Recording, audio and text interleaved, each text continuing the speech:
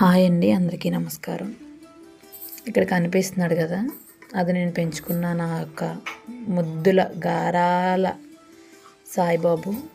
నేను ఎంతో చిన్నప్పుడు ఈడి కళ్ళు తెరకముందు తీసుకొచ్చాను, వాళ్ళ మదర్ చనిపోయినప్పుడు ఈ పప్పీని.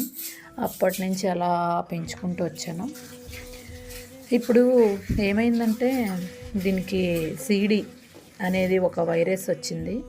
ఇది తగ్గదని చెప్పారు డాక్టర్స్. నేను ఒక 1 మంత్ నుంచి తిప్పుతా ఉన్నాను.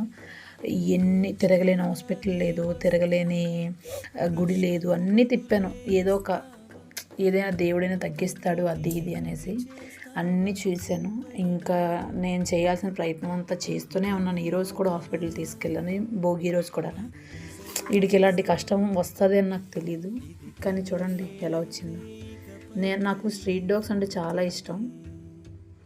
తాగట్లేదు, నోరు తరట్లేదు, ఎప్పుడు ఉంటాడో ఎప్పుడు చనిపోతాడో కూడా తెలియదు. మేము చాలా ధైర్యంగా ఉండాలి. వీడికి ఏమైనా మేము తట్టుకుంటామో లేదో మాకు తెలియదు. ఎందుకంటే వీడంత మంచి పప్పి నేను ఎప్పుడూ చూడలేదు. అంత మంచోడు. మా ఇంట్లో ఆల్రెడీ 2 ఉన్నాయి. ఏమై చిన్న దెబ్బ తగిలితేనే మేము కురింగిపోయేవాళ్ళం. అలాంటిది ఎంతెంత దెబ్బలు తగిలేస్తున్నాయో. ఊరికినే ఈ వైరస్ యొక్క